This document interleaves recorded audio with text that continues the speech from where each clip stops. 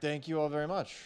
We'll just jump right into it. We're really going to be jumping from extremely low in the stack with the last talk with a really awesome homomorphic encryption talk to very, very much higher in the stack, talking about how cryptocurrency users are being targeted, attacker behaviors, and really what in my view is sort of the future of account takeover. First, quick about me. I run security at Coinbase.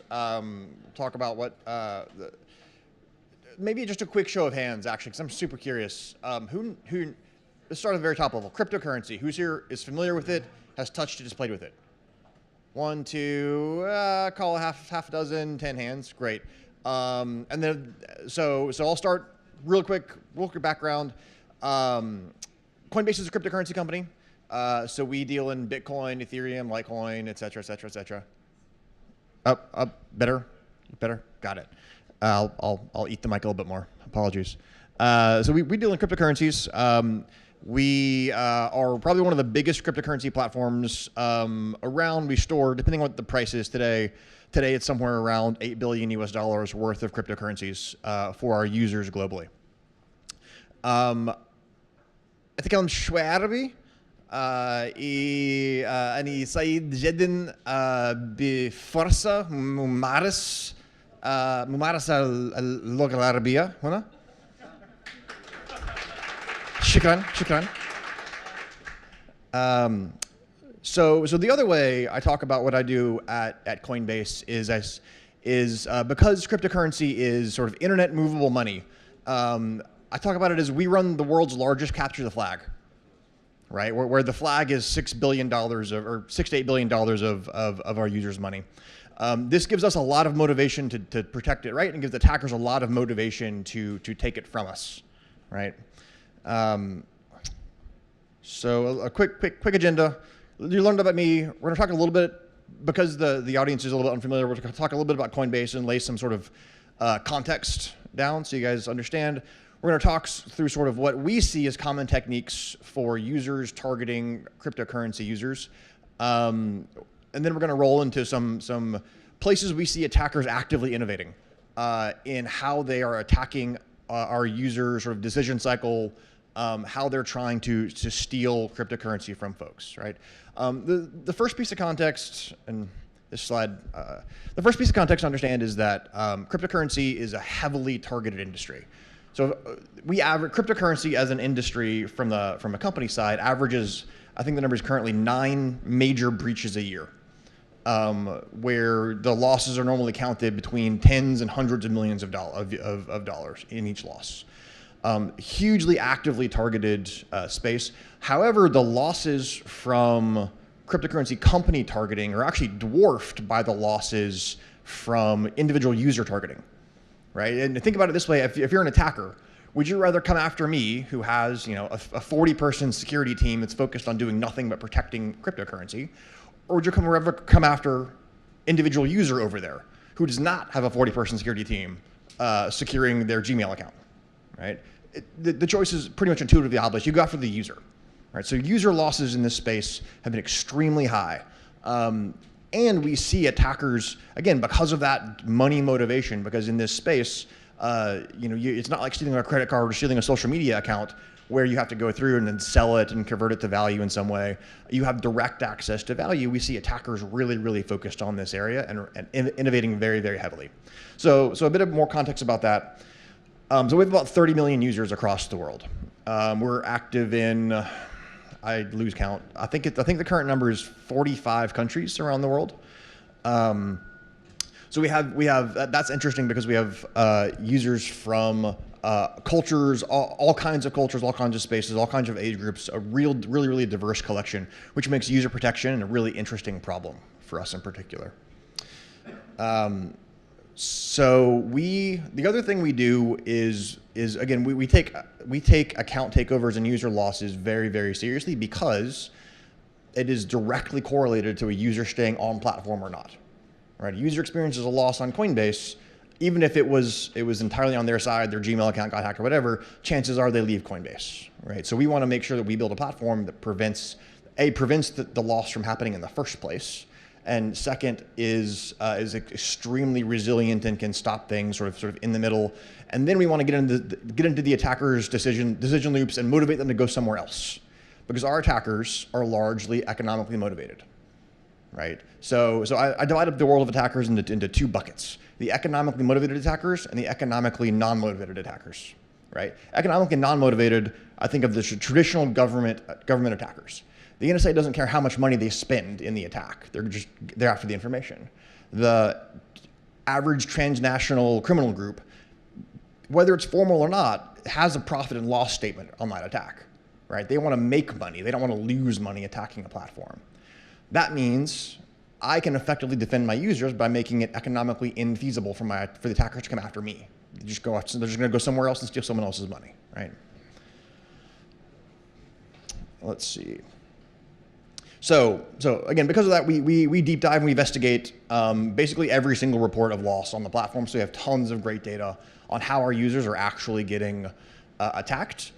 And that means we also see the edge cases of how attackers are doing new things and innovating. Because again, my job is to stay one step ahead of that, right? So that we are making it harder and harder. Attackers don't want to come at us because their technique's going to get ruined, right? They're going to go after someone else that's slower.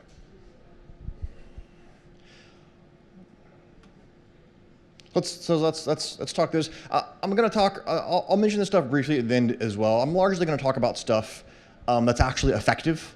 So you're not going to see me talk about credential stuffing attacks in this talk, because credential stuffing is largely ineffective on our platform because we enforce 2FA for every single user. You don't get an option to have 2FA on Coinbase. You just have it.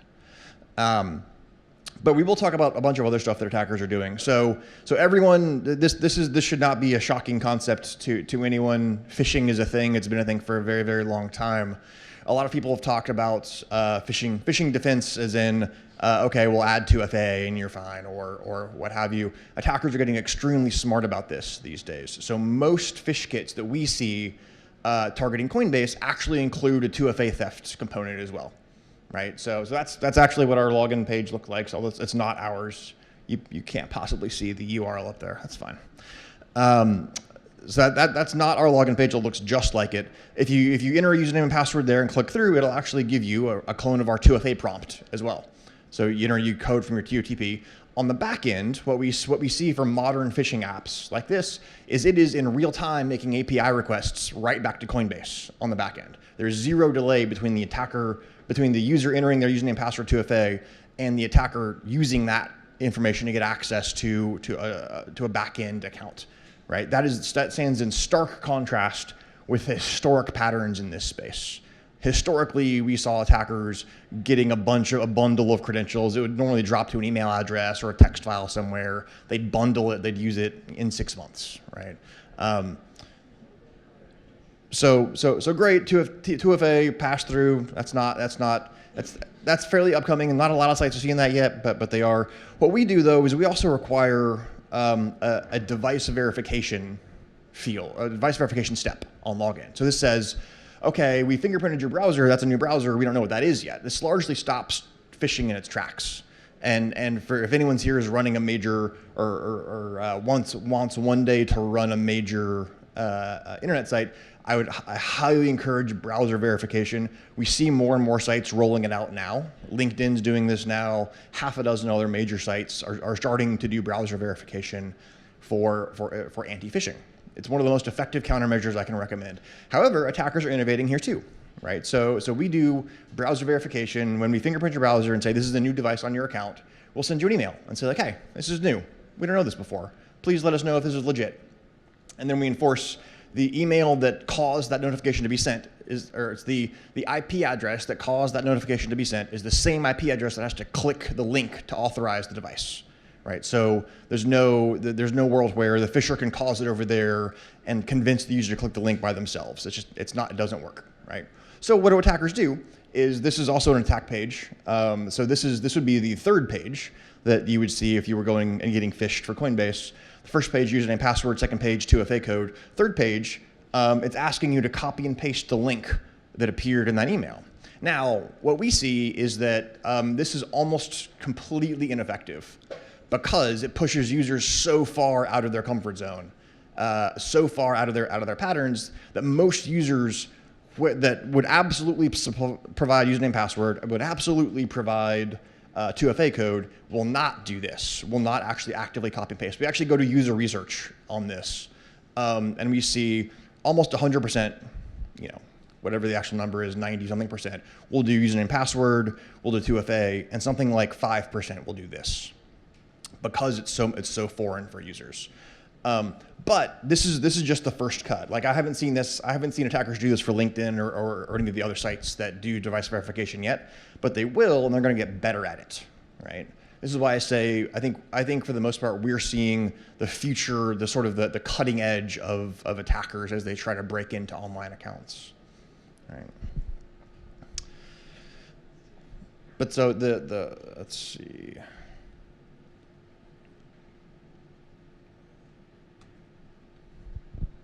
I'll hop into so when we look at compromise via phishing and account theft that way, we see an extremely low success rate for users, right? Well under 1% on our platform. The way users are actually losing their crypto today, and this isn't just Coinbase, this is across cryptocurrency, and I would argue across platforms in general, the way attackers are losing control of their accounts today is social engineering, is more traditional social engineering, right?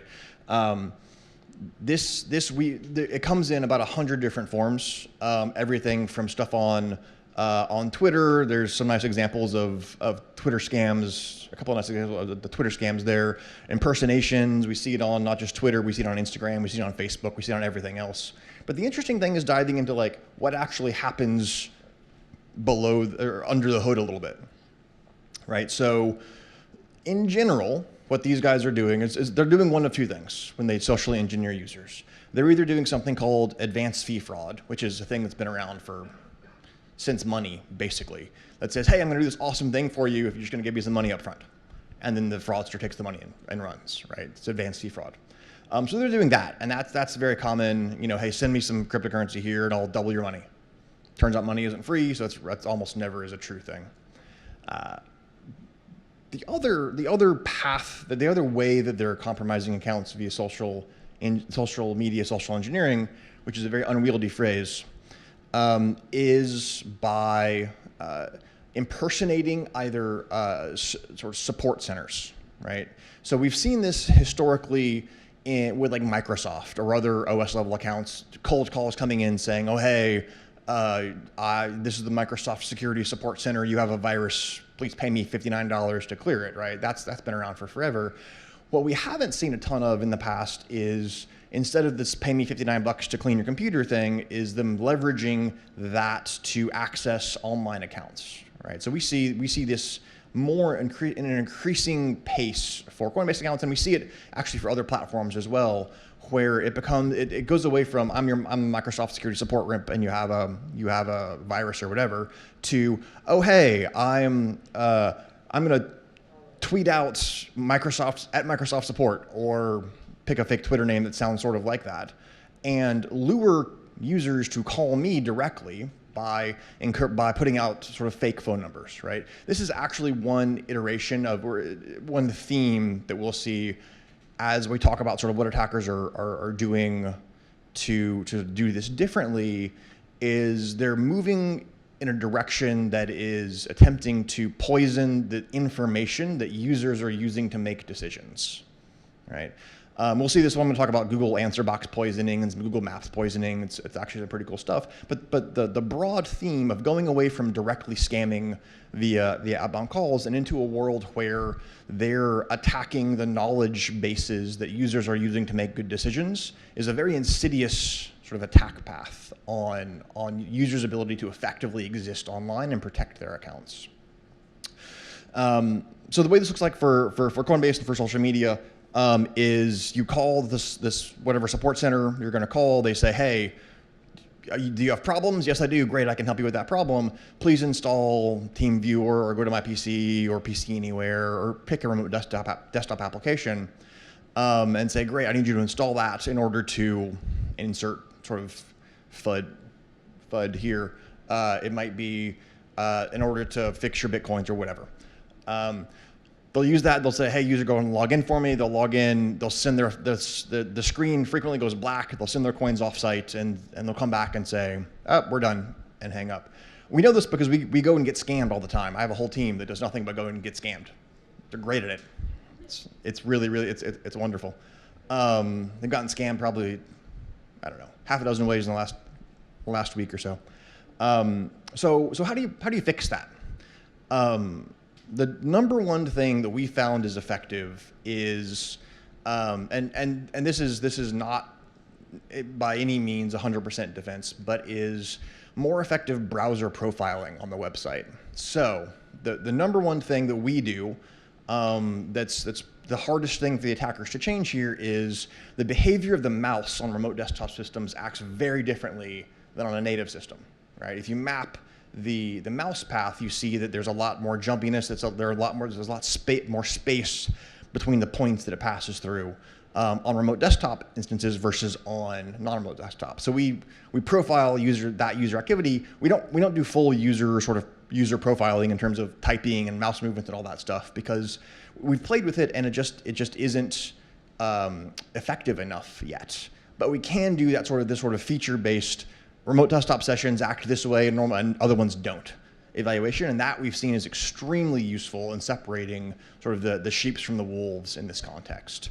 And then what we do when we see that is we don't, and this is a general approach that we take, we don't like lock the user's account because that would be terrible. We'll just pop up very, very loud warnings on the site, right? So you log in with the remote desktop where we think it's unusual, and we'll be very upfront about like, hey, if you're on the phone with somebody right now, it's a scam. Don't do it. And that has made a significant difference in user behavior as we've tested it, versus the just locking accounts of people, where that's just another obstacle the scammer will overcome, right? The account's locked up. Yep. Sorry, we had an issue on the back end. Just go ahead and log in for me again, and we'll get it resolved, and they'll send their money anyway. But if we sort of take a page from the scammer's game and inject information into that user's decision cycle and say, this is a scam, stop, we see users actually pay attention and change their behavior, which is pretty interesting. We do a bunch of A/B testing on this stuff as well to sort of better target our mitigations to a place where we're actually forcing user behavior change, which is a lot of fun. So this is one of my favorite topics as we see it becoming more and more mainstream. So this is phone porting and SIM swapping. This is a problem only in a select number of countries. So it's a huge problem in the US. It can be a problem in Australia and a few other countries that have phone number portability laws, right? Where you're allowed to move phone numbers between carriers very, very easily. It can be SIM swapping can be a problem globally, potentially, depending on your phone carriers and how they do security. So the concept here is, on a phone porting attack, you have a phone number, I want your phone number, I call your carrier and pretend to be you using some very publicly available information and say, yep, I actually want to port my phone number from Verizon to somewhere else, AT&T, right? Great, now I control your phone number. So if you're using SMS two-factor authentication, that's going to be a problem for you. Even if you're not using SMS two-factor authentication, what we found is most sites on the internet, if you go through their account recovery flows, they essentially devolve to SMS for 2FA, right? Which is terrifying, right? So we see the very, very common attack chain we see here is attacker gains control of user's phone number. Attacker will go through the account recovery path for whatever that user's email address is, Google, Yahoo, whatever, which essentially will back them off all the way down to SMS 2FA. They'll do that, they'll get in, they'll then ransack that user's personal files and email address and everything else for information that leads them on to a Coinbase or a Gemini or a Fidelity or a Wells Fargo or wherever they actually want to get to. More often than not, what we're finding is that users are storing things like 2FA backups, backup codes, other things like that in their draft folders. Right. So when we've gone through and worked with users to go investigate, well, let's look at this attack chain, we see attacker searches tailored to those exact things as soon as they get into email accounts. Right. What this tells me is we're looking at a world and saying, we have 2FA, this is wonderful. We don't, by and large, actually. We have 1FA, and it's an email account. If you have access to that, in general, you have access to everything else in that user's life. Period. Which is what makes this the most damaging attack. So SIM swapping, I'll talk about real quick. So phone porting, going between companies, AT&T to Verizon or whatever. SIM swapping, it stays in the same company, which actually makes it much harder to detect. You just call Verizon and say, oh, I have a new handset, I have a new phone. I need you to swap this over, my phone number over to my new phone for me, please. You go through some verification, which is again almost always public information, or basically public information at this point in the world, and they go ahead and do it for you, and then suddenly you, as the user, as the consumer, lose access to your device. It literally, what it looks like from the user's perspective, is you look at your device 1 minute, you're good. You look at the device next, you have no signal, no bars, and you don't know why, and you have to call the phone company, who's very, very confused because you just closed your account with them, or you were just on the phone with them to tell them to do something else, right? So from a user's perspective, it's incredibly hard to even know what went wrong there. By the time they figure it out, the attacker's already 6 steps ahead of them, and probably in their email account and on to their next leg of whatever their exploitation chain is, right? So what do you do about this? There's a couple of things. The telecom ecosystem, I guess if I put it mildly, is opaque. There are the best ways we found of dealing with this are finding companies that have data sharing agreements with the telecoms to say, tell me the status of this number. Has it been ported recently? Has it been moved? Has it been SIM swapped? And doing real-time checks on users' phones when they're performing actions with those phones. If you get an SMS 2FA prompt, and we will at the same time check the status of your phone number to say, has this phone number been ported recently? And if the answer is yes, we won't honor that 2FA code. We'll say, hey, we think you ported your phone number recently, and then we'll push you to an account recovery flow if you want access sooner, or we'll just inject a 24-hour delay and say, just come back in a day, and you'll be fine. We find that delay injection injects a little bit of friction for the user, but it injects an enormous amount of friction for the attacker, who wants to be in and out well before that delay expires. That's the other thing we do a lot of when we protect our users at Coinbase is delay injection. We'll give the users a happy path to short circuit the delay. Normally it's with an ID verification, or it's some other more in-depth authentication mechanism, and to say we're gonna delay this transaction 48 hours. If it's legit and you want it faster, great. Just go through this path over here. That for a user should be relatively easy, and for an attacker is shown to be extremely hard, right? And that's been, I think, an extremely effective way of, again, changing users' behavior in a way that doesn't change it away from using the platform, right? I think we've seen this in phishing in general in security, but it is amazing the degree to which users will go to get themselves scammed, right? Or to get themselves phished, or to get themselves compromised. So we never want to be in a place, or we also want to be in a place where we're more subtly adjusting their expectations as opposed to directly opposing them, right? It has much more effective outcomes for users in general. Two more things. So we talked a little bit about telephone scams already. Search engine poisoning gets more toward some of the topics that we talked about up front. Doing a quick time check. Gets more of the topics we talked about up front, where where attackers are starting to poison the repositories of information that users use to make decisions, right? So search engine poisoning was very, very popular about 6 months ago for us, and we're seeing it spread to other platforms outside of cryptocurrency, where attackers are using public wiki or support platforms where they can put their content on trusted domains, and using that to steal the first page or so of search results for critical applications.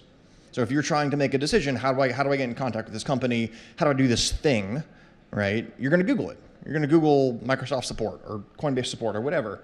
And if that whole first page is essentially scam results, our view is that even though they look scammy, users will still click on it, and users will still use that information because they trust Google so much. Right? It's that interesting sort of transitive trust application there, where trust shouldn't be transitive in this context. And then these are two more that are very, very similar to that. Answer box pollution and Google Maps locations pollution. So answer box pollution is interesting. So the answer box is this thing. If you've not seen Google's answer box, right? If you ask Google a question and Google thinks it knows the exact answer, it will pop up that a box right there and give you that exact answer below the ads because it doesn't want to make money, but above everything else, right? The way they get this is by mining well-structured pages like this one. This is actually an attacker-controlled page.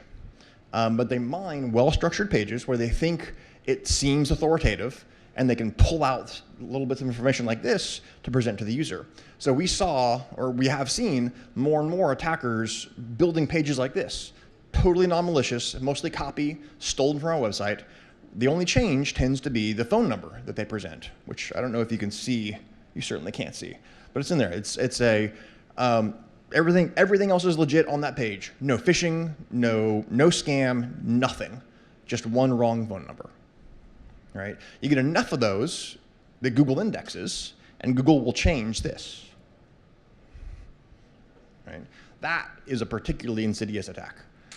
Google Maps locations, which I just realized probably only 10 of you can see, because it's all the way at the bottom. Google Maps locations is another interesting thing here. So when you search on Google again, and Google thinks you're searching for a physical place, it will pop up location results below the ads and below, I think, the first three search results.